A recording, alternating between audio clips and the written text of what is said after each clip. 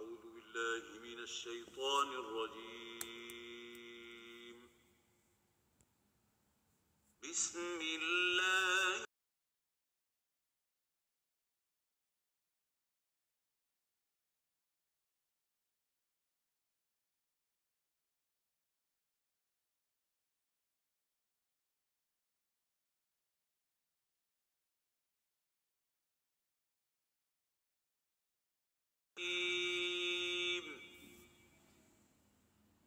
أكان للناس عجبا أن أوحينا إلى رجل منهم أن أنذر الناس وبشر الذين آمنوا أن لهم قدم صدق عند ربهم. قال الكافرون إن هذا لساحر مبين. إن ربكم الله الذي خلق السماوات والأرض في 6 أيام ثم استوى على العرش يدبر الأمر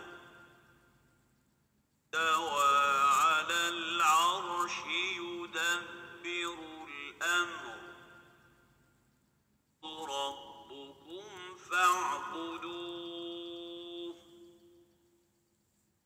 أفلا تذكرون. إليه مرجعكم جميعا وعد الله حقا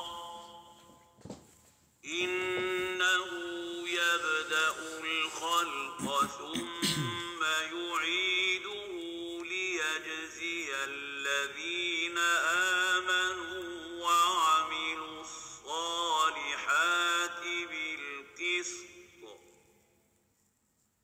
والذين كفروا لهم شراب من حميم وعذاب أليم بما كانوا يكفرون. هو الذي جعل الشمس ضياء والقمر نورا وقدره منازل لتعلموا عدد السنين والحساب. ما خلق الله ذلك إلا بالحق يفصل الآيات لقوم يعلمون. إن في اختلاف الليل والنهار وما خلق الله في السماوات والأرض لآيات لقوم يتقون. إن الذين لا يرجون لقاءنا ورضوا بالحياة الدنيا واطمأنوا بها والذين هم عن آياتنا غافلون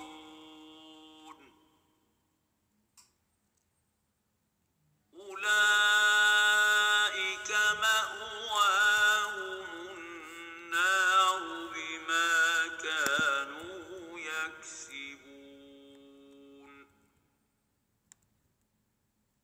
إن الذين آمنوا وعملوا الصالحات يهدون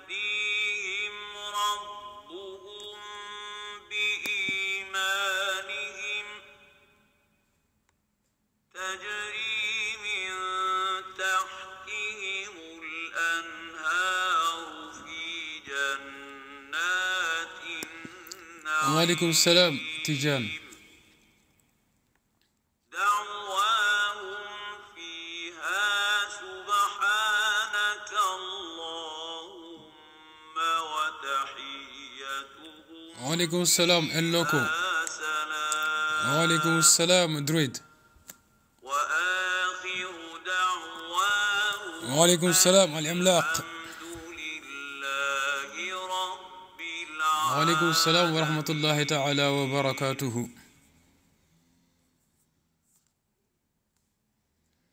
ولو يعجل الله للناس الشر استعجالهم Assalamu alaikum wa rahmatullahi ta'ala wa barakatuhu à tout le monde.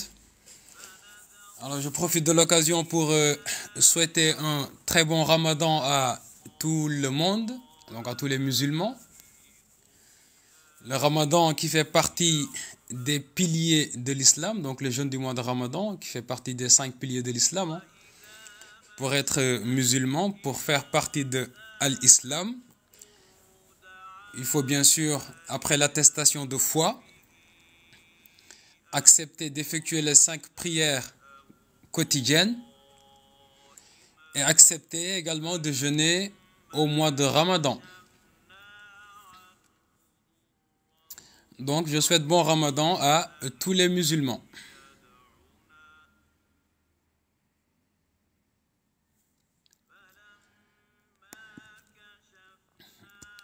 Donc, toujours dans la suite logique de nos lives, on s'affaire à discuter du wahhabisme, à parler du wahhabisme.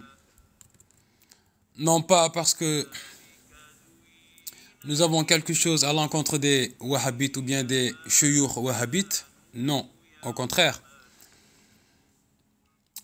Le wahhabisme est une chose étrangère à l'islam. Le wahhabisme est un cancer au sein de l'islam qui ne cesse d'effectuer des métastases depuis des années. Et de partout dans le monde, des musulmans sunnites et même non sunnites s'affairent également à éclaircir les égarements du wahhabisme. Parce que ne pas accepter d'être un wahhabite, ne pas accepter d'être un wahhabite, qu'un cancre qui n'a aucune science, qu'un cancre qui n'a pas une bonne aqida. Parce que, ou alors un cancre qui ne saurait pas que ces gens qu'il suit sont justement, ou plutôt se comportent comme des hypocrites. Eh oui, parce que là aujourd'hui on va essayer de toucher un peu à cette fibre wahhabite qui se veut au service du roi, qui se veut à l'écoute du roi, qui se veut à protéger le roi d'Arabie Saoudite. Eh oui, donc ce n'est plus un cheikh qui parle pour Allah, qui parle pour la science, mais non, qui parle pour le roi. On va en toucher. Alors, je pense qu'on peut entrer dans le vif du sujet, parce que nous sommes au mois de Ramadan et qu'il y a l'heure de la rupture qui s'approche à grands pas. Alors, je voudrais parler, par exemple, citer deux choses. Ibn Baz, dont je veux montrer deux petites preuves de son hypocrisie. Eh oui. Et d'une troisième que je réserve à un prochain live, Inch'Allah. Une première hypocrisie qui est par exemple lorsque son roi, donc les rois d'Arabie Saoudite qui sont ses amis très très intimes, hein, parce qu'il passe des coups de fil au roi à minuit ou même à plus de minuit, hein, ce fameux Ibn Baz. Alors Ibn Baz, on lui posa une question, à savoir, est-ce que si un musulman se rend dans un pays non musulman et qu'il est accueilli par des non-musulmans qui, par exemple, lui demandent de porter une croix, ou bien de porter la tenue des prêtres. Vous voyez, donc la tenue des prêtres.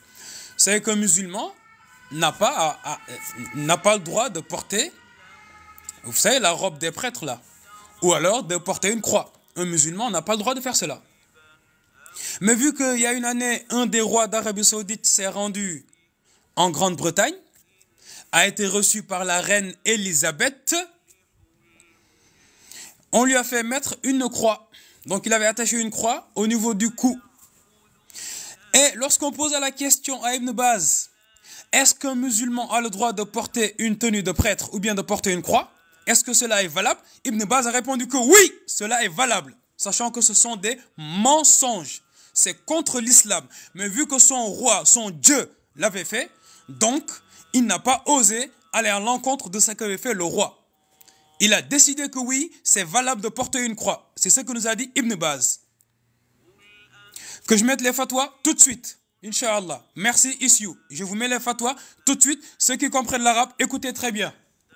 Je vais mettre pause le Coran et je vais vous mettre la fatwa.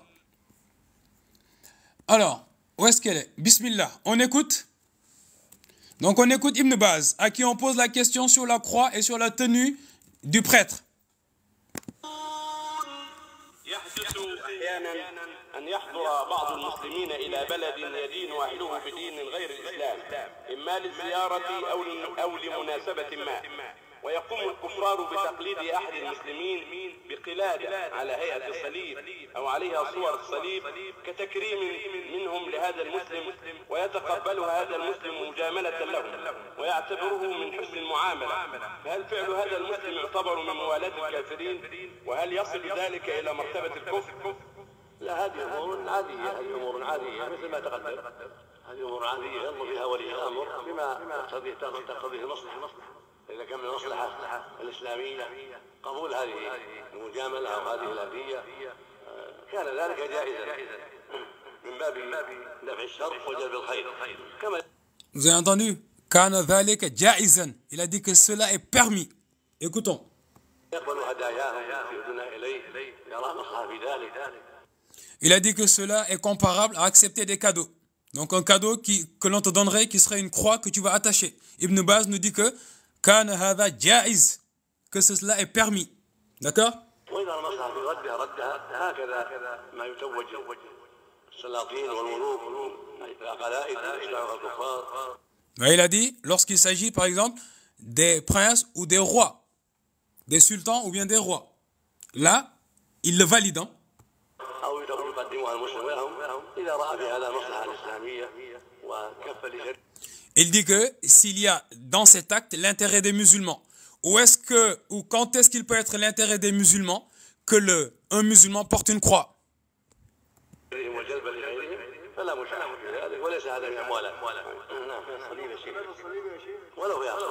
Et il y a un intervenant qui lui pose la question.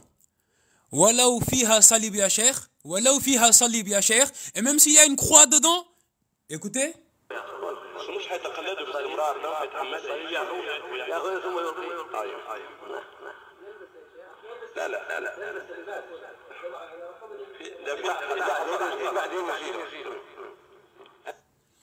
Donc, vous avez entendu? Il y a un interlocuteur qui était tellement choqué de la réponse d'Ibn Baz qui lui dit, et même s'il y a une croix, walau kana fiha salib ya sheikh, il lui dit walau kana fiha salib, et même s'il y a une croix. Alors, le prophète sallallahu alayhi wa sallam ne nous a-t-il pas dit man tashabbaha biqawmin fahuwa minhum, man tashabbaha biqawmin fahuwa minhum.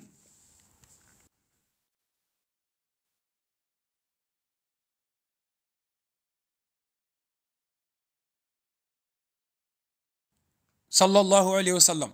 Ne nous a-t-il pas dit que man tashabbaha biqawmin fahuwa minhum, quiconque imite, quiconque se comporte, quiconque agit comme un peuple, il fait partie d'eux. Comment est-ce qu'un musulman peut-il se comporter comme un prêtre, comme un chrétien, comme un non-musulman porter une croix? Et Ibn Baz nous dit que oui, cela est permis. Vu que c'est son prince, c'est son Dieu qui l'a fait, son Tarout, donc le roi d'Arabie Saoudite, qui l'a fait en présence de la reine d'Angleterre, Ibn Baz nous dit que cela est permis. Maintenant, j'ai une question. Même s'il y a une croix dans le cadeau qu'on lui donne, qu'on lui remet est-ce qu'il peut le mettre? Ibn Baz nous dit que oui, il peut le mettre. D'accord? La réponse à ta question. On pose à la question à Ibn Baz parce qu'en fait, il a répondu. C'est dans une assemblée où il répond. Il dit oui que le musulman peut prendre. Il dit que oui, le musulman peut prendre ce cadeau. Et on lui pose la question, même s'il y a une croix yachère, parce que les gens, ils avaient vu que le roi avait mis la croix. Et on lui pose la question, même s'il y a une croix yachère, il dit oui, même s'il y a une croix. Parce que les gens, ils étaient étonnés, ils étaient choqués. Ils ne comprenaient pas pourquoi est-ce que il peut déjà valider le fait de prendre, par exemple, une tenue de prêtre et de la porter. Ils lui ont dit, et même si ce cadeau contient une croix, est-ce qu'il peut le faire? Ibn Baz lui dit oui, même si ce cadeau contient une croix, il peut porter la croix. D'où... Non, je ne suis pas en train de débattre. Si tu veux jouer aux idiots, tu sors de mon live. Je ne suis pas en train de débattre, je suis en train de pointer du doigt l'hypocrisie de vos menteurs de chouyour. D'accord? Ce n'est pas un débat. Si ça ne t'intéresse pas, ou bien que tu n'es pas quelqu'un de véridique, ou bien que tu n'es pas quelqu'un qui aime la vérité, tu dégages du live. Merci. D'accord? Une seconde.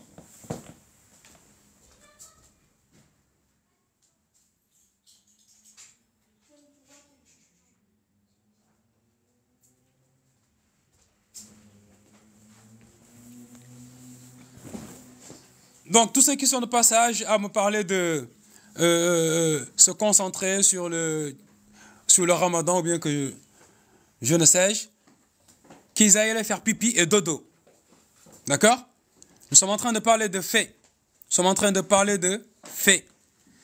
Donc, les faits sont que les chouyours wahhabites, par crainte des rois, délaissent ce que le prophète dit, délaissent ce que Dieu dit, et suivent la passion des rois. Eh oui. Donc, ce sont eux qu'on peut appeler ulama ou sultan. Ce sont eux qu'on peut appeler ulama ou sultan. Donc, les Ibn Baz que vous voyez là, c'est un exemple de savant, entre guillemets, qu'on peut appeler savant du roi. Qu'est-ce que cela veut dire? Tout ce qui va dans le sens du roi, ils vont le valider. Tout ce qui va dans le sens de la politique du roi, ils vont le valider, ils vont sortir des fatwas dans ce sens. D'accord? Par exemple, si vous prenez une organisation comme la Ligue islamique mondiale, vous savez que la Ligue islamique mondiale, effectivement, c'est appelé Ligue islamique mondiale, mais elle n'avait rien d'islamique. Hein. Le seul objectif de la Ligue islamique mondiale, c'était de propager, entre guillemets, le pouvoir saoudien à tous les pays musulmans. Donc c'était un peu un élément de propagande du royaume saoudien. Non pas pour diffuser l'islam, mais non, pour diffuser une assise qu'aurait le royaume saoudien sur tous les pays musulmans. Et cela ça dit que avec un seul objectif qui était bien sûr de combattre l'Iran chiite. Pourquoi?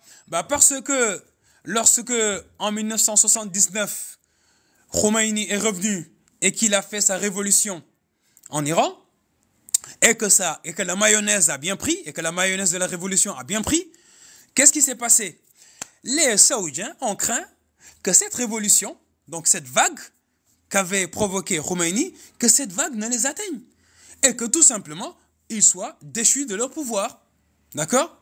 Eh oui, qu'on les fasse abdiquer et qu'on les dégage du pouvoir. Et pour cela, ils savaient qu'en fait, ils devaient essayer de s'ériger en dirigeant du monde musulman face à l'Iran. Et oui, parce que la Ligue islamique mondiale, elle avait été créée d'abord pour contrer le président Nasser, qui lui prônait un panarabisme, ce qui n'allait pas dans le sens des royaumes. Donc ils ont créé la Ligue islamique mondiale en 1962 pour contrer dans un premier temps le président Nasser. Donc ne pensez pas que c'était à des buts donc, de propager l'islam. Hein. Et non, non, non, non, non, non. C'était tout simplement pour contrer politiquement le président Nasser, dans un premier temps. Et malheureusement, tous ces jeunes écervelés qui vivent en Europe, en particulier en France ou en Belgique, voire en Angleterre, ils ont été cooptés par justement des gens qui sont arrivés en Europe par le biais de la Ligue islamique mondiale. Eh oui, par le biais de la Ligue islamique mondiale. Oui, c'est trop tard pour aller en enfer, c'est trop tard peut-être pour avoir une mauvaise aqida, mais il n'est jamais trop tard pour se rectifier. Il n'est jamais trop tard pour révéler la vérité. Comme on dit, le mensonge peut prendre le mensonge peut prendre l'ascenseur et la vérité prendra les escaliers, mais la vérité arrivera toujours avant l'ascenseur. Eh oui, ça, il faut bien le savoir. Il faut bien le savoir. Mauvaise aqida, bien sûr, la mauvaise aqida est laquelle? C'est la aqida des shuyukh wahhabiyya. D'accord? Donc, aqida qui en fait te ferait prendre Allah subhanahu wa ta'ala comme une créature qui se trouve au-dessus du ciel, assis sur un quoi? Sur un siège. Et oui, justement, aqida qui te fait prendre Allah pour une créature qui descend et qui monte chaque soir. D'accord? Aqida qui te fait prendre Allah pour un être qui a deux yeux. Qui a deux yeux. On posait la question à Ibn Baz. Ah oui, je connais très bien votre aqida. On pose la question à Ibn Baz. Est-ce que Allah, il a un œil ou bien est-ce qu'il a deux yeux? Ou bien est-ce que le fait que le prophète ait dit que Dajjal, il est a'war, qu'il n'a qu'un seul œil, qu'il est borgne en fait, et que votre Seigneur n'est pas a'war, il n'est pas borgne. Est-ce que de ce hadith, on peut en déduire que Allah a deux yeux? Ou bien il a plus de deux yeux? Ibn Baz répond, il dit non, de ce hadith, on en déduit que Allah a deux yeux. Oui, il a deux yeux. Allah a deux yeux. Vous avez entendu ce que j'ai dit? Excusez-moi du ton qui est un peu dur, qui est un peu strict, mais parce qu'en fait, c'est que quand je vois des écervelés qui sont dans le live, qui malheureusement, je sais qu'ils ne reconnaissent ni alif ni ba, d'accord? Qui ne connaissent strictement rien du tout, qui n'ont pas de science, qui ne connaissent pas, et qui ont été, si vous voulez, endoctrinés, qui ont été embrigadés par la propagande wahhabite, et que malheureusement, ils ne voient plus que par le prisme du wahhabisme. Et quand on leur parle, ils pensent que nous sommes dans le fanatisme, que nous sommes dans une sorte de guerre des cœurs. Non, nous n'avons pas ce temps. Nous n'avons pas ce temps. Nous sommes des musulmans, les c'est-à-dire la vraie, attention, quand je dis Ahlus Sunnah, c'est la vraie Ahlus Sunnah. Hein.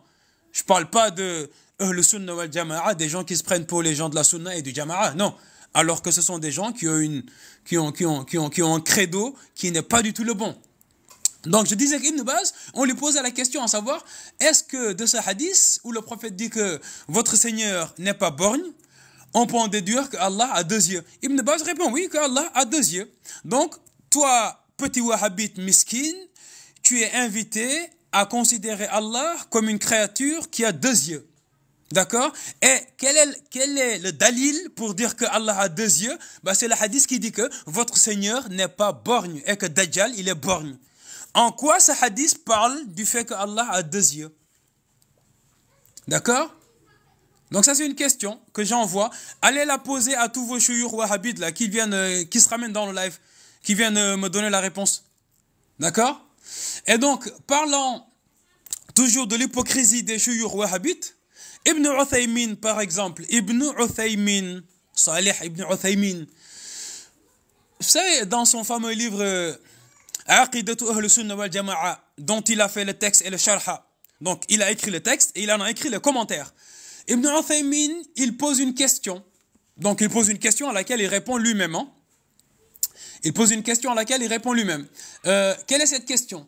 Il pose la question à savoir, est-ce que cette subdivision du tawhid, donc le fait de subdiviser le tawhid en trois tawhid, dire il existe ce qu'on appelle tawhid al-uluhiyya, tawhid al-rububiyya, tawhid al-asma wa sifat. Est-ce que cette tawhid, on l'enseigne au commun des gens, au am, le am, ayn, alif, mim, ammatun nas. Il pose la question, est-ce que ce tawhid, on l'enseigne à ammatun nas? Il répond non. Ah non, faut pas le leur enseigner. Ah non, faut pas le leur enseigner. Ce tawhid, cette subdivision du tawhid. Mais pourquoi? Il a dit, conformément à la parole du prophète rapportée par Ibn Mas'ud, le prophète dit, dites aux gens ce qu'ils savent. Voulez-vous raconter aux gens des choses qui vont les rendre mécréants? Eh oui, franchement, texto, c'est ce que nous dit Ibn Uthaymin. il dit qu'il ne faut pas en fait enseigner cette subdivision du tawhid aux gens parce que ça les dépasse, ils ne la comprendraient pas. Et donc il faut dire aux gens, il dit que au commun des gens, on leur dit tout simplement que oui, Allah il a créé les cieux et la terre, qu'il est le Seigneur de tout le monde, point à la ligne. Mais que subdiviser le tawhid en trois, il dit attention, ça en gros en fait il faut le garder en cachette. Vous savez comme dans les loges maçonniques, il y a des choses qu'on dit à l'intérieur et qu'on ne dit jamais à l'extérieur, mais on agit en fonction. D'accord? Vous savez, les francs-maçons, ils aiment bien en fait procéder en cachette. C'est-à-dire en fait, il y a des choses qu'on dit en cachette, mais qu'on n'expose pas, mais par contre, on agit. D'accord? On agit. Que j'apporte ma preuve? Bismillah. Si tu sais lire l'arabe et que tu as ce livre, tu te rends dans le livre qui s'appelle Aqidatu Ahlus Sunnah wal Jama'a. Sharh, le sharh. Donc le sharh en arabe, ça veut dire commentaire. Le commentaire qu'en a fait Ibn Uthaymin lui-même. Il écrit un livre et il en fait le commentaire. Quel est ce livre? Il dit que le livre s'appelle Le credo des gens de la Sunna. Ahlus Sunnah. Aqida, le credo, la croyance. Ahlus Sunnah wal Jama'a. Et il en a fait le commentaire. Et donc, il pose la question lui-même. Est-ce que cette subdivision du tawhid, on l'enseigne à tout le monde? Est-ce qu'on l'enseigne au commun des gens? C'est Ibn Uthaymin qui pose la question. Et il répond lui-même que non, cette subdivision à tout le monde, est-ce qu'on l'enseigne au commun des gens? C'est Ibn Uthaymin qui pose la question. Et il répond lui-même que non, cette subdivision de ça. Ce qui nous intéresse, c'est de pointer du doigt les hérésies, les égarements des chouyours wahhabites. D'accord? Donc, je répète ce que je disais, Ibn Uthaymin, on lui posa la question, c'est lui-même qui pose la question, est-ce que cette subdivision du tawhid, on l'enseigne au commun des gens? Parce que vous savez bien que le commun des gens, on est d'accord, ils ont besoin d'avoir le bon tawhid. Ils ont besoin d'apprendre le bon tawhid, de connaître le bon tawhid, pour pouvoir agir en conséquence. Alors, Ibn Uthaymin dit que ce tawhid-là, en lequel croient les wahhabites, jusqu'à excommunier des musulmans à cause de cette subdivision du tawhid, Ibn Uthaymin nous dit qu'on ne l'apprend pas à tout le monde en fait, on ne l'enseigne pas au commun des gens. Pourquoi? Il a dit, parce que Ibn Mas'ud a dit, le compagnon du prophète, Abdullah ibn Mas'ud, il dit qu'Ibn Mas'ud nous a dit que, le prophète a dit que, racontez aux gens ce qu'ils savent. Racontez aux gens ce qu'ils savent. Ne leur dites jamais des choses qu'ils ne savent pas. Voulez-vous que les gens mécroient en Allah? Voulez-vous que les gens deviennent des mécréants? En leur racontant des choses qu'ils ne savent pas, qui les dépassent, ils vont arriver à ne plus croire en Dieu ou à Allah. J'attends la page.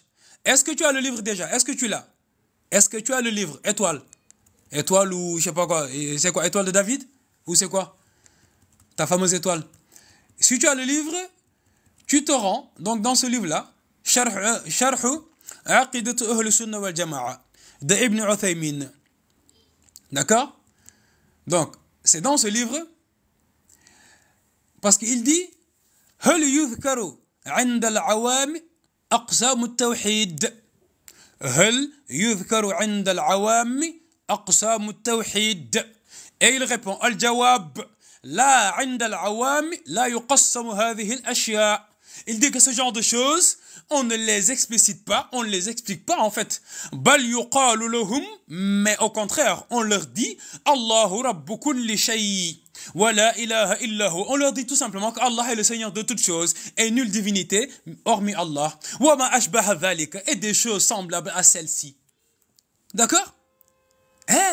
Il dit لأنه كما قال عبد الله بن مسعود, il dit parce que comme a dit Abdullah ibn Mas'ud رضي الله عنه إنك لم تحدث قوما حديثا لا تبلغ عقولهم إلا كان لبعضهم فتنة. Il a dit parce que toi tu ne diras jamais à des gens un propos qui les dépasse sans que cela ne constitue pour certains d'entre eux une fitna. Eh oui, il a dit وقال علي, et que Sayyidina Ali ibn Abi Talib رضي الله عنه وكرم وجهه, il dit que c'est toujours Ibn Uthaymin qui raconte. Hein. Il dit que Sayyiduna Ali ibn Abi Talib, karramallahu wajhu alayhi salam wa radiya anhu, il nous a dit que le prophète, donc il dit que non, c'est Sayyidina Ali qui dit que Haddithun nas bima ya'rifun. Dites aux gens des choses qu'ils savent. Aturidun an yukadhab Allahu wa rasuluh. Voulez-vous qu'on mécroie en Allah et en son Seigneur et en son prophète? Ça c'est Ibn Uthaymin qui le raconte. Alors, quiconque veut la référence, elle se trouve dans Sharh Aqidati Ahl Sunnah wal Jama'a de Ibn Uthaymin à la page 25. À la page 25, au tout début de la page, Mas'alatun, question. Hal yudhkaru 'inda al-'awami aqsam at-tawhid. Est-ce que, au commun des gens, on subdivise le tawhid? Il répond non. La 'inda al-'awami la yuqassamu hadhihi al-ashya' bal yuqalu lahum Allahu rabb kulli shay'in wa la ilaha illa huwa wa ma ashbaha dhalika min al-ashya'i. Est-ce que vous avez compris ou pas? Est-ce que, petit wahhabite, avez-vous compris le propos de Ibn Uthaymin? J'ai une question à poser à tous les wahhabites, vous l'envoyez à quiconque vous voulez. Qu'il nous explique pourquoi est-ce qu'au commun des gens, on ne leur explique pas la subdivision du tawhid? Pourquoi? Et pourquoi nous dit-il que?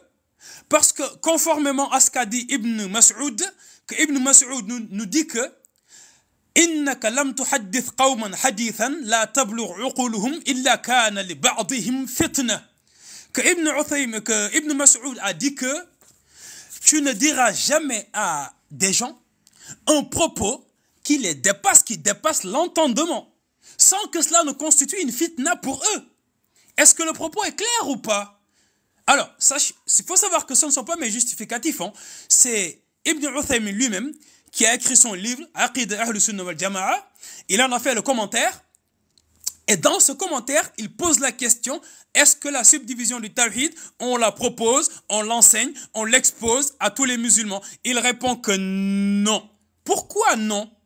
Pourquoi non? Il dit parce que Ibn Mas'ud a dit, إنك لم تحدث قوما حديثا لا تبلغ عقولهم إلا كان لبعضهم فتنة. Et il rajoute que Ali a dit, Sayyidina Ali ibn Abi Talib, il a dit que Haddithun nas bima ya'rifun. Dites aux gens ce qu'ils savent. Discutez avec les gens ce qu'ils savent. Aturidun an yukadhab Allahu wa rasuluh. Voulez-vous qu'on mécroie en Allah et en son envoyé? Voici les questions qu'il pose. Qu'est-ce que l'on en déduit? Al-mafhum. Quel est le mafhum ici? C'est-à-dire que la subdivision du tawhid, c'est quelque chose que les gens ne connaissent pas, conformément aux propos que rapporte Ibn Uthaymin. Le mafhum al-kalam ici, c'est-à-dire que les gens ne connaissent pas en fait la subdivision du tawhid. C'est-à-dire que la subdivision du tawhid dépasse l'entendement. Et c'est Ibn Uthaymin qui le dit, hein, ce n'est pas moi. Allez vous plaindre à Ibn Uthaymin dans son livre Sharh Aqidati Ahl Sunnah wal Jama'a à la page 25. D'accord? À la page 25. Allez vous plaindre à lui. D'accord? Donc, ce n'est pas mon propos, c'est le propos de Ibn Uthaymin. C'est Ibn Uthaymin qui rapporte cela. Donc, il ne faut pas aller se plaindre à moi, dire que oui, que je suis un égaré, je suis quel aqida, je suis quel minhaj. Non, il ne s'agit pas de mon minhaj ou bien de ma aqida. Il s'agit de l'hypocrisie des shuyukh wahhabites. C'est le sujet du live. Alors, on va prendre un autre exemple. Ibn Baz, qui a été en contradiction avec les enseignements du Coran et de la Sunna. Et là, je vous mets, en fait, si vous voulez, Al-Albani. C'est Albani que je vais vous mettre qui va expliquer cela. Je ne vais même pas l'expliquer, c'est Albani qui va l'expliquer. On posait la question à Albani, et si vous étiez à la place d'Ibn Baz, lorsqu'il a sorti une fatwa qui a validé que l'Arabie Saoudite accepte que des mécréants, que des armées de mécréants, des gens qui ont du mécréant, des gens qui ne sont pas musulmans, que des armées de gens non musulmans s'implantent en Arabie Saoudite. Que feriez-vous, ô cher Albani? Qu'auriez-vous fait? Est-ce que vous auriez donné la même fatwa? Est-ce que cette fatwa est compatible avec la sharia? Ibn Albani, que répond cher Albani? Que répond Albani? Alors, Albani, il est où ce fameux Albani? Tiens, il est là. On va écouter Albani. La question qu'on lui pose et la réponse qu'il apporte. Bismillah.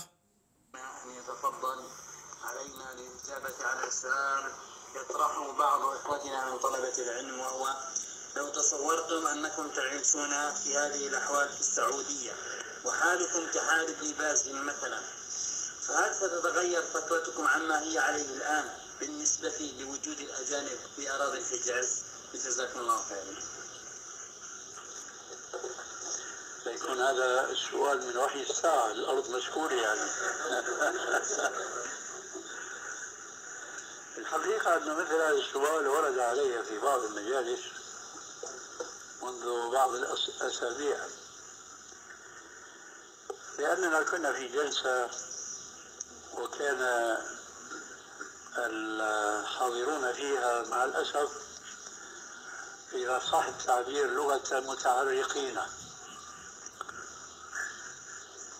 وجرى نقاش كثير لنقنعهم من الناحية الشرعية أن كنيسة نيويورك. Alors, donc là, on pose la question à Albani. Est-ce que s'il était à la place de Ibn Baz en Arabie Saoudite, il aurait sorti la même fatwa? Et donc là, il explique que oui, en fait, on lui a posé cette même question dans une autre assemblée. Donc là, il parle de Saddam Hussein, hein? Parce que vous savez que c'est Saddam Hussein qui avait voulu envahir le Koweït. Et alors, cerise sur le gâteau, il faut savoir que Saddam Hussein, il a donc pour qu'il ait voulu envahir le Koweït, qu'est-ce qui s'est passé? Là, je fais un petit rappel quand même, un bref rappel historique. Pourquoi est-ce que Saddam a voulu envahir le Koweït? Bah parce que le Koweït et l'Arabie Saoudite ont trahi Saddam Hussein. Comment? Bah parce que vous savez qu'en 1980, ou plutôt, oui, après 79, donc lorsque Khomeini est revenu et qu'il a fait la révolution iranienne et qu'ils ont viré le Shah d'Iran qui avait été posé là par les Américains, Khomeini, il a commencé à fédérer autour de lui, mais de façon massive. Et suite à cette, on va dire, à cette fédération, d'accord, qu'avait réussi Khomeini, l'Arabie Saoudite avait pris peur. Eh oui, ils avaient pris peur. Et donc là, de mèche avec les Américains, l'Arabie Saoudite de mèche avec les Américains qui ne sont pas musulmans. L'Arabie Saoudite, ils ont demandé, oui, Khomeini, exactement. Donc l'Arabie Saoudite a demandé à Saddam Hussein d'attaquer l'Iran, d'envahir l'Iran. Pourquoi? Parce qu'il ne fallait pas que l'Iran devienne une puissance musulmane devant l'Arabie Saoudite. Parce que cela, en fait, si vous voulez, sentait le danger pour l'Arabie Saoudite. Et donc, l'Arabie Saoudite a invité Saddam Hussein. Ils l'ont invité en Arabie Saoudite, ils lui ont montré des armes, il a eu un très très bel accueil qui lui a été réservé. Et suite à cela, l'Arabie Saoudite a dit à Saddam, oui, que les États-Unis sont même d'accord pour que tu envahisses l'Iran. Eh oui. Et partant de là, Saddam Hussein a été armé par les Américains, financé par les Saoudiens. Il a attaqué l'Iran et double jeu hypocrite des Américains. À chaque fois qu'il y avait un des deux qui devait prendre le dessus, que ce soit l'Irak ou l'Iran, les Américains soutenaient celui qui était dominé. Pourquoi est-ce que les Américains jouent à ce double jeu, cette royal politique? Pourquoi? Pourquoi ce royal politique? Parce que les Américains, comme les Saoudiens, ne voulaient pas qu'il y ait une nouvelle puissance musulmane dans cette contrée. Que ce soit l'Iran ou l'Irak, peu importe, ils s'en battaient, ils s'en cognaient complètement. Il ne fallait pas qu'il y ait une puissance musulmane nouvelle. Et donc, de connivence avec les Américains, les Saoudiens ont conseillé, pour ne pas dire, ont commandité l'envahissement de l'Iran par Saddam Hussein. Et donc, il s'en est suivi 8 ans de guerre acharnée avec plein de musulmans qui ont été tués des deux côtés, Iran et Irak. Sorti de la guerre, Saddam, il était complètement fauché, déboussolé. Son pays était détruit, d'accord, en ruine. Et il est retourné aller voir ses commanditaires qui lui avaient demandé d'attaquer l'Iran. Donc, l'Arabie Saoudite et le Koweït. Quand il leur a demandé, oui, il faut que vous m'aidiez à me reconstruire, il faut que vous m'aidiez à me refaire une santé financière. Donc, j'ai besoin que le Koweït me prête 30 milliards de dollars. Ils lui ont fait, fuck, un bras d'honneur va te faire voir. D'accord? Il leur a dit, ok, d'accord, je vais aller me faire voir, mais par contre, j'ai une autre demande à vous exposer. Je voudrais que vous baissiez votre production de pétrole pour que le prix du pétrole remonte, et vu que chez moi en Irak j'ai beaucoup de pétrole, que je puisse vendre le pétrole et me refaire une santé financière. Donc, vous voyez, ils n'ont pas accepté de lui prêter de l'argent, d'accord. Mais il leur a demandé de baisser la production du pétrole pour que lui, en Irak, il puisse en produire et vendre pour qu'il puisse se refaire une santé financière. Ils lui ont dit, va te faire voir. Qu'est-ce qu'ils ont fait? Ils ont multiplié la production du pétrole. Ensuite, qu'est-ce qui s'est passé? Bah, Saddam Hussein, il a tapé la rage. Il a voulu, avec toutes les armes que lui avaient remises les Américains pendant ces 8 ans de guerre, il a voulu attaquer le Koweït. Et les Saoudiens, vu qu'ils ont flippé que si Saddam attaque le Koweït, après il pourrait attaquer l'Arabie Saoudite, ils ont appelé Tonton America. Bonjour Tonton America, Saddam veut nous attaquer. Coucou Tonton America, Saddam veut nous envahir. Et vu qu'il y avait un pacte tacite entre l'Arabie Saoudite et les Américains, depuis le 14 février 1945, à bord d'un bateau nommé le Quincy, pacte qui disait que les Américains avaient les vannes du pétrole ouvertes et qu'en contrepartie, ils devaient protéger l'Arabie Saoudite, eh ben, ils ont demandé à Ibn Baz d'écrire une fatwa. D'accord? Ils ont demandé à Ibn Baz d'écrire une fatwa qui va autoriser aux armées, d'accord, américaines, étrangères, de s'installer en Arabie Saoudite. Eh oui, Ibn Baz, il a donné cette fatwa, sachant, d'accord, américaine, étrangère, de s'installer en Arabie Saoudite. Eh oui, Ibn Baz, il a donné cette fatwa, sachant que Albani, c'est ce qu'il nous explique en fait, hein. C'est ce qu'explique Albani.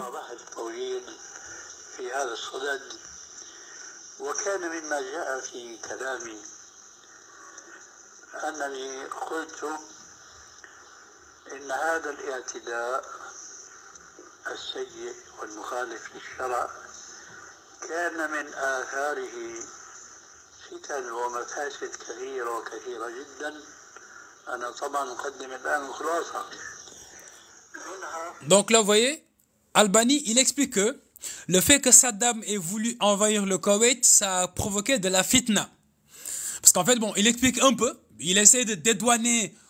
Ok, très mal, mais comme il peut, Ibn Baz en fait. D'accord? Donc il dit que Saddam a provoqué une fitna. Et qu'est-ce que cette fitna va provoquer en retour?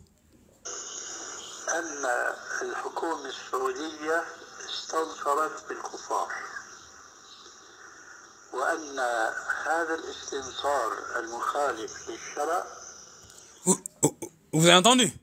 Al-Saoudiya istansarat bil kuffar. Et il dit que les Saoudiens se sont aidés des mécréants. Ils ont fait appel aux mécréants pour les aider. Et il dit, cet appel à l'aide qui est contraire à la charia, mukhalifun li shar'a, est contraire et en opposition avec la charia. C'est Albani qui dit que Ibn Baz, en fait, parce que vous savez que les rois d'Arabie Saoudite, depuis la création du wahhabisme, ce pacte entre Mohammed ibn Abdul Wahhab et Mohammed ibn Saoud, qui disait qu'il y aurait en fait un pacte. Quel est ce pacte? C'est qu'il y aurait les chouyours d'un côté et les rois de l'autre. Vous les chouyours, vous allez valider tout ce que nous les rois nous voulons. Que vous soyez d'accord ou pas, que l'islam l'ait recommandé ou pas, on s'en balait ce que vous savez. Complètement.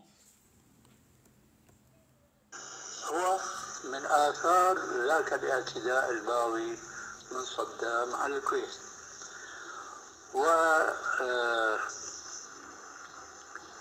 ونزعت في تلك الجلسة إلى مثل عربي قديم وجميل ومناسب للتمثيل به ألا وهو قولهم قال الحائط للوتد لم تشقني قال سلم يدقني.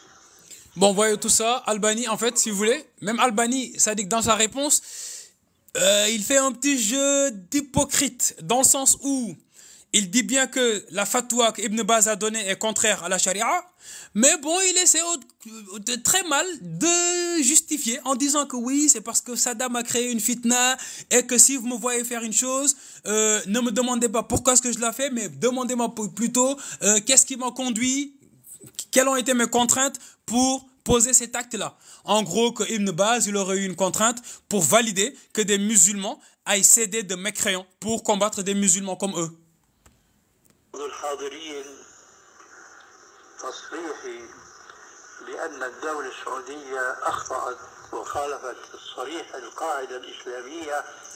Vous avez entendu? Il a dit دولة السعودية أخطأت وخالفت. وخالفت لن. Écoutez. التي وضعها الرسول عليه السلام. Ah, que non seulement ils ont fait une énormissime bourde, mais qu'ils ont été en contradiction avec l'enseignement du prophète. Ce n'est pas moi qui le dis, c'est Albani qui le dit. Alors, tout petit cervelet wahhabite qui ne comprend pas l'arabe ne pourrait pas entendre le propos d'Albani. Il faut comprendre l'arabe pour savoir ce que dit Albani. Hein?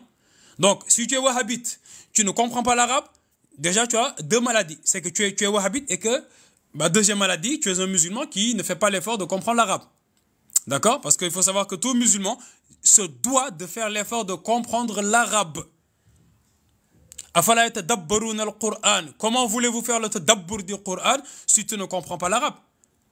Tu ne fais que l'entendre. Pour pouvoir méditer le Coran, il faut comprendre l'arabe tant soit peu. الذي كما وصفه الله في القرآن بقوله وما ينطق عن الهوى إن هو إلا وحي يوحى وليست قاعدة فقهية يمكن أن تكون قاعدة مذهبية عند بعضهم ومخالفة لآخرين من الفقهاء. هذه القاعدة إنما هي من وضع الرسول عليه السلام وتشريعا عن الله عز وجل وهو قوله صلى الله عليه وسلم. Alors là, je vous invite à bien écarter les oreilles, à bien tendre vos antennes pour écouter ce que Albani va nous dire. Albani nous dit que, alors, ce n'est pas une critique constructive.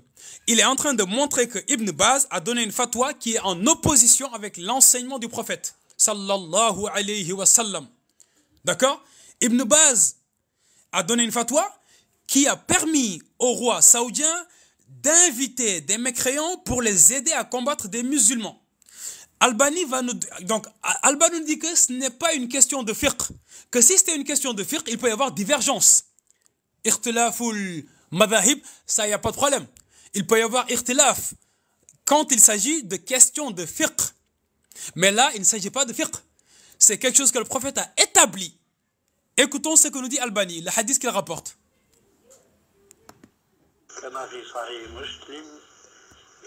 Donc il dit que ce hadith est dans le Sahih Muslim.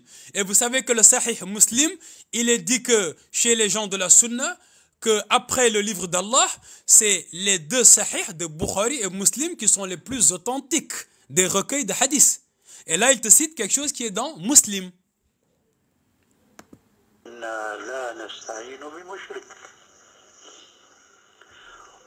Donc il dit, le prophète a dit, Inna la nasta'in bi mushrik. Inna, nous les musulmans, la nasta'in, nous ne nous aidons pas, bi mushrik, d'associateurs. On ne fait jamais appel à des associateurs pour nous aider. La nasta'in bi mushrik. D'accord? Et il te dit qu'il y a un autre hadith qui est rapporté par Al-Hakim fil Mustadrak. Écoutons ce qu'il dit sur ce hadith. وفي الحديث الآخر الذي رواه الحاكم في المستدرك بلفظ إنا لا نستعين بالمشركين على المشركين. Est-ce que c'est clair ou pas? Là, il dit que le deuxième hadith, c'est Al-Hakim qui le rapporte dans Al-Mustadrak. Vous savez, Al-Hakim, c'est qui Al-Hakim? Pour ceux qui ne le sauraient pas. Hakim, donc Al-Hakim, c'est un savant qui a écrit un livre qu'il a appelé Al-Mustadrak. Comme en fait une sorte de rattrapage de Bukhari et de Muslim. Qu'est-ce que cela veut dire? C'est des hadiths que Bukhari et Muslim ils n'ont pas sortis, mais qui ont les mêmes conditions que Bukhari et Muslim. Et lui, il a sorti ces hadiths et il les a appelés Al-Mustadrak ala Sahihayn. D'accord? Il est en train en fait de faire une sorte de rattrapage sur les deux Sahih de Bukhari et Muslim. Albani nous dit que dans Al-Hakim, donc c'est Albani qui dit, hein, moi je ne fais que répéter. Où est-ce que je vais en venir, Abdul Hamid? Où est-ce que je vais en venir? Je vais en venir que des ignorants comme toi ne savent pas que Ibn Baz, il a sorti une fatwa qui est en opposition claire et limpide avec les enseignements du prophète. C'est ce que je veux dire. C'est là où je veux en venir. Et pour montrer que c'est une hypocrisie. Et que si c'était un cher chiite qui l'avait fait ou un cher soufi, les wahhabites seraient montés sur le grand chevaux de Sunna, hada mukhalifun li Sunna, hada bid'a, hada shirk. Eh oui, c'est ce qu'ils auraient fait. Alors que là, quand c'est Ibn Baz qui le fait, personne n'en parle. Et c'est quelque chose qui est mondialement connu. D'accord? Alors, je ne pense pas que les origines ethniques ont une quelconque importance quand on parle de religion.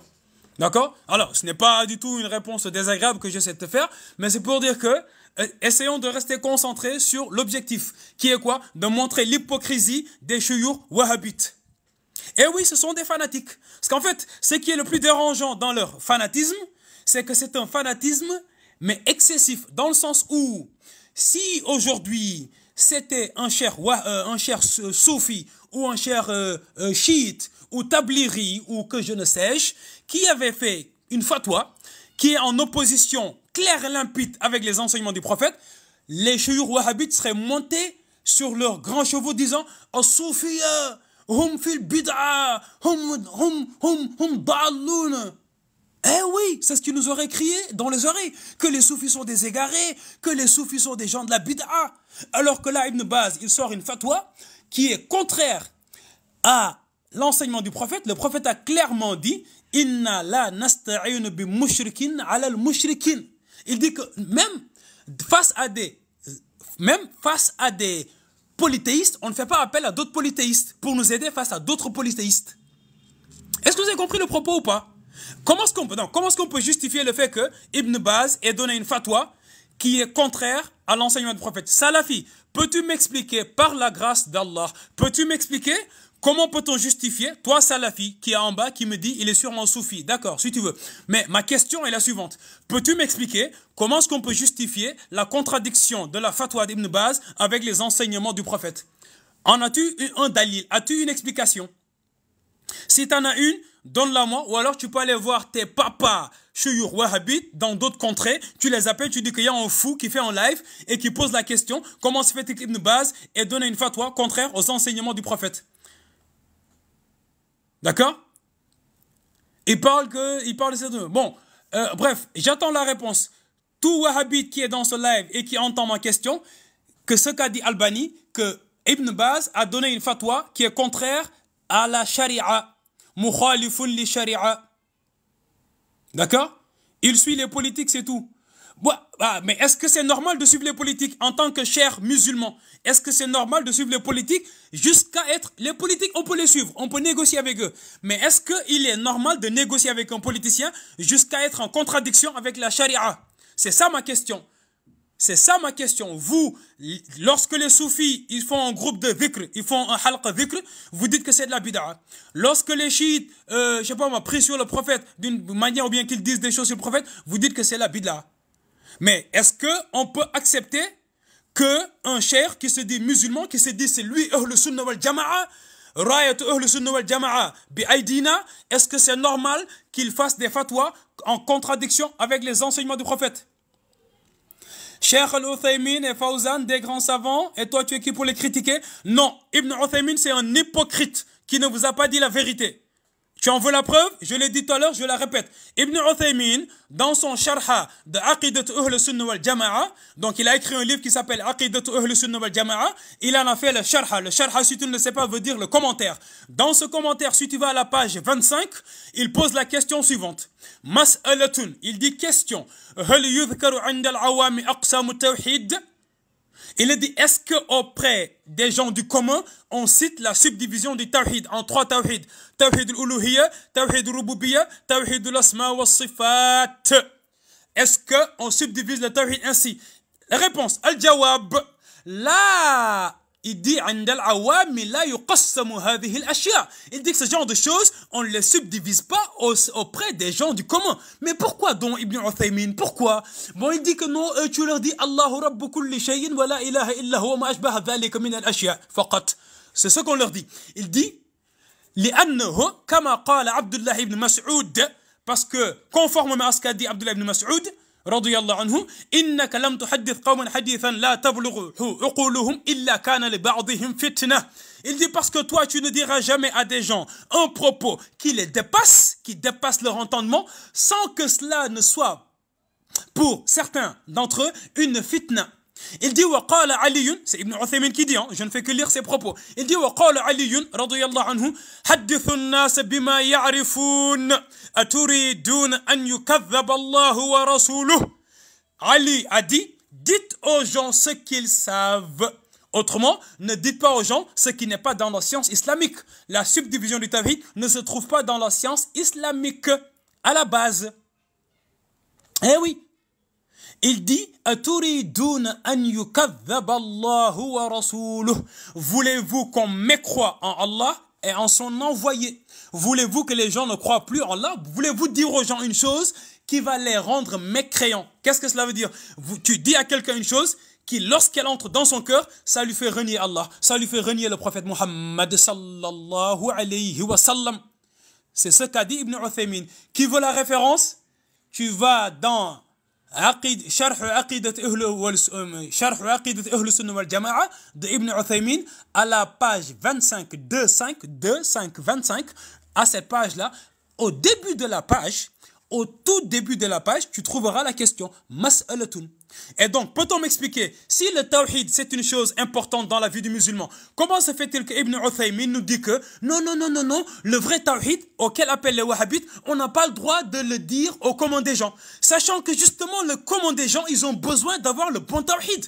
Quelle est l'explication? À part qu'il fonctionne comme dans les loges maçonniques. Vous savez, comme dans les loges maçonniques, comme Hassan al-Banna, les frères musulmans. Eh oui, cette confrérie basée sur la franc-maçonnerie, le maître de Hassan al-Banna, qui est Rachid Rida, son maître Mohamed Abdou, qui est un élève de Jamal Din Afghani, lorsque Mohamed Abdou il formait Rachid Rida, qu'est-ce qu'il lui disait? Il lui disait, attention, il y a des choses que l'on dit en interne, mais qu'on ne dit pas en externe. On ne les expose pas, mais on agit en conséquence. Eh oui, c'est pareil, c'est comme Mohamed Abdou, il avait répondu à son maître Jamal Din Afghani, lorsque Ernest Renan, l'écrivain français, a fait une conférence à la Sorbonne en 1883 et qu'il a critiqué l'islam, mais de façon virulente, pour dire que les musulmans étaient en retard à cause de leurs croyances et qu'ils ne pouvaient pas, si vous voulez, se développer parce qu'ils étaient retardés à cause de leurs croyances. Jamal Din Afghani a écrit une lettre où il a confirmé cela. Il était d'accord avec Ernest Renan.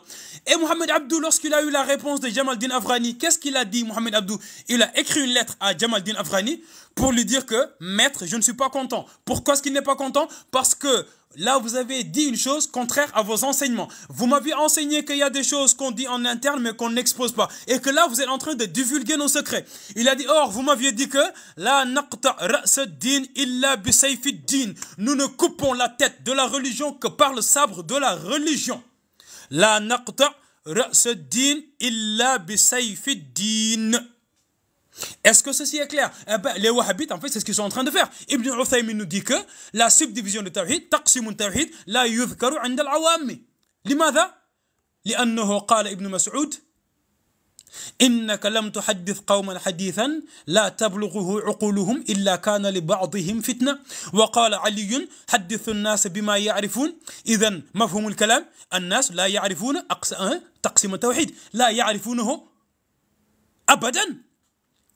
الناس لا يعرفون تقسيم التوحيد. Les gens ne connaissent pas la subdivision du tawhid. C'est Ibn Uthaymin qui le dit.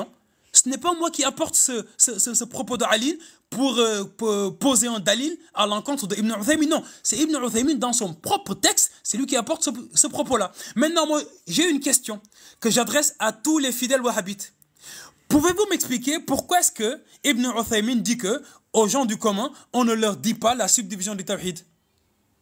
Ibn Uthaymin, je dis qu'il agit comme un hypocrite. Et je ne reviens pas sur mon propos. Je reste et je confirme.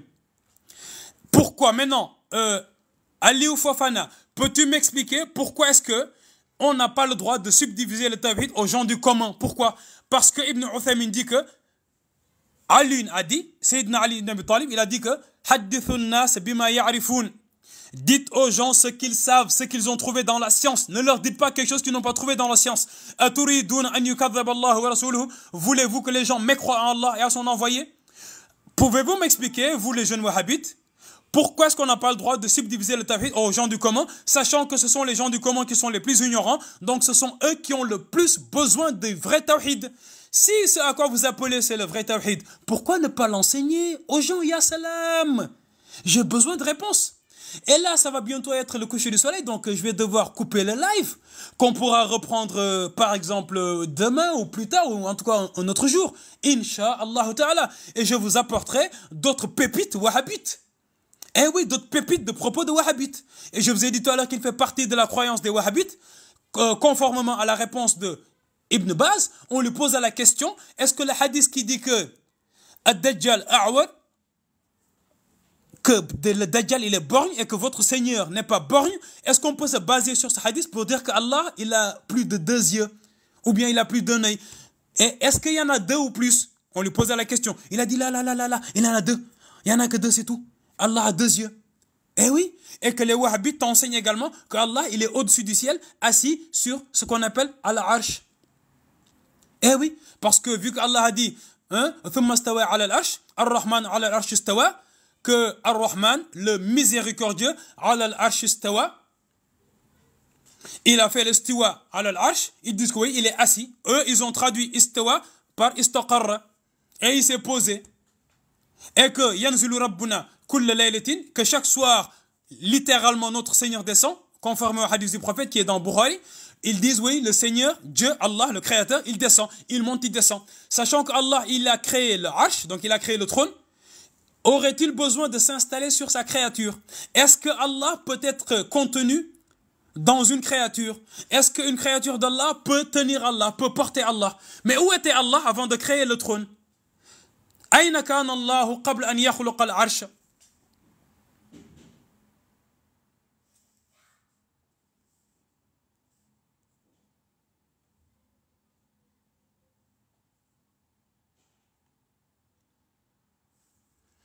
Ma question est la suivante. Où était Allah avant de créer le trône?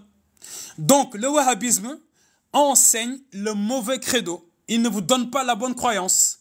Eh oui, mais ça, en fait, vous pouvez vous énerver, vous pouvez taper la tête contre le mur. Le problème, c'est que vous avez été endoctriné et vous ne voyez les choses, vous ne voyez le monde que par le prisme du wahhabisme.